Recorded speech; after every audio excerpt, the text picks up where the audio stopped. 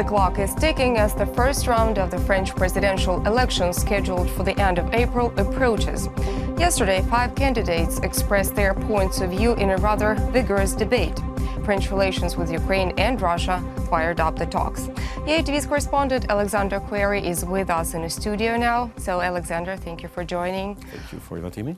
What was your impression on the debate? Well, the atmosphere was quite tense yesterday, actually, for the first real French presidential debate. And it is a key moment on the political marathon, which will last until the first round of the election on the 23rd of April. So since the 11 runners list was released on Sunday, the national French television chose the 5 most influential candidates to explain their political projects in front of 10 million viewers. After discussing the domestic issues like unemployment, healthcare and economy, then the conversation moved to the topic of France, Russia and Ukraine. What were the points of view of the candidates concerning Russia and Ukraine? Well, what's actually really interesting here is you could see really 2 groups of candidates. So 2 candidates, Emmanuel Macron and Benoît Hamon, were strongly condemning Vladimir Putin's attitude, as Marine Le Pen, François Fillon and Jean-Luc Mélenchon were excusing it or justifying it.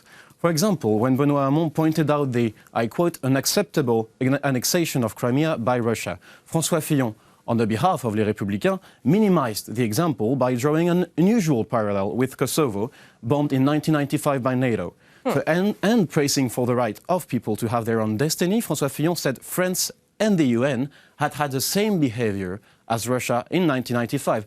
And it's a statement which is a little bit twisted. Could you explain here what was twisted about it? Well, at first, as Benoît Hamon said, Kosovo hasn't been annexed by France and UN. And second, concerning the war in Serbia, France and the UN were acting under the mandate of the UN and therefore using a legal protocol approved by the international community, which is absolutely not the case of Crimea. And third point, which is really important, calling for the people's right for their own destiny implies that Crimea's referendum was spontaneous and legal. It would mean that Crimea massively and spontaneously voted to be part of Russia, which is obviously not what happened, because the referendum, of course, happened after Crimea's occupation. So by saying this, François Fillon is basically justifying Crimea's occupation and turning it to an act of liberation. So he completely follows the Kremlin's squad line here. And what about Jean-Luc Mélenchon? It's an interesting case, because Jean-Luc Mélenchon, on the behalf of the far-left party La France Insoumise, or the rebellious France in French, claims he is a pacifist. And he says he wants a Europe of peace and not a Europe of war. And for him, peace is only possible by negotiating, I quote, new borders, and even called for a security meeting from, I quote, the Atlantic Ocean to the Ural Mountains.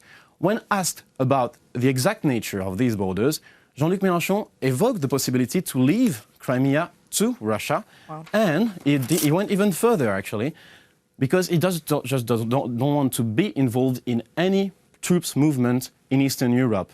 He also warned against the danger of a total war in Ukraine, calling it madness, because of the presence of 7 nuclear reactors in Ukraine, which is actually wrong, because there is only 4 functioning nuclear reactors in Ukraine right now, and it's a mistake worth rectifying.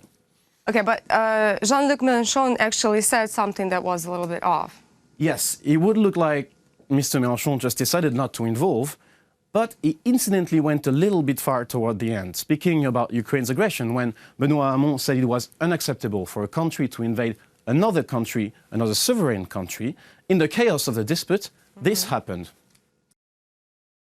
Qu'il considère aujourd'hui légitime d'entretenir une guerre chez un pays voisin parce qu'il n'est pas d'accord avec le pouvoir démocratique, quoi qu'on en pense d'ailleurs sur le fond. Mais c'est le droit international. So, yes, Mr. Mélenchon just called Ukrainian government neo-Nazis, a word strongly inspired by, again, Putin's rhetoric, which has been constantly debunked since the use of neo-Nazi coup d'etat used by the Kremlin since 2014. So there is a huge difference between wanting not to get involved and finding a justification to support an aggression. But why these pro-Putin stances, though? Well, there are different strategies here. Actually, François Fillon claims it's just a question of strategy. He claims France needs an alliance with Russia and Bashar al-Assad to fight ISIS on its own soil. And he insists on it, saying these are our most precious allies. So he's using this strategy point to get closer to Putin. And it's also, well, the perfect excuse to find a compromise with someone he strongly admires, and he has a strong friendship since 2008 and especially 2011, when France sold both Mistrals to Russia. So François Fillon was one of the first to call on for the lifting of the sanctions when Crimea was annexed. It's a question of strategy here. Marine Le Pen is a little bit different. It's all about, well, let's put it that way, money. So, because the National Front borrowed about 9 million euros to finance her campaign, and to a private company based in Russia, the first Czech-Russian bank in 2014. And some conversation hacked and revealed in 2015 between high Kremlin officials stated Marine Le Pen should be thanked for her support to Russia after the annexation of Crimea, since she repeatedly said that to French media that Crimea is, of course, Russian. Okay, what can you tell us about Emmanuel Macron?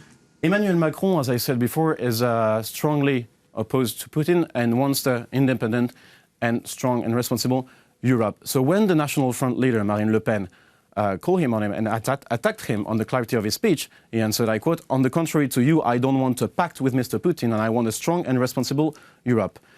As you can see, Emmanuel Macron is not willing to give France or Europe sovereignty to an alliance with Vladimir Putin, this alliance wanted by Mr. Fillon and Mrs. Le Pen. Yeah. So what did the polls look like at the end of the debate? Well, we can't sum up all the debate about international matters, of course, but at the end of the discussion, 29% of the viewers thought Macron was the most convincing, ahead of far-left Jean-Luc Mélenchon with 20%, while Le Pen and the conservatives, François Fillon, were tied in third place. The socialist candidate, Benoît Hamon, well, came in last, but at the end, knowing still nearly 40% of voters are still undecided, the following months will be really decisive for these elections. So what happens next? Well, two other debates will follow until the 23rd of April, which is, as I told you before, the first round of the election. Then the second round of the election will be on the 7th of May. And all the French will vote, hopefully, with universal suffrage to choose our next French president. Alex, thank you so much for your explanation. It was very informative.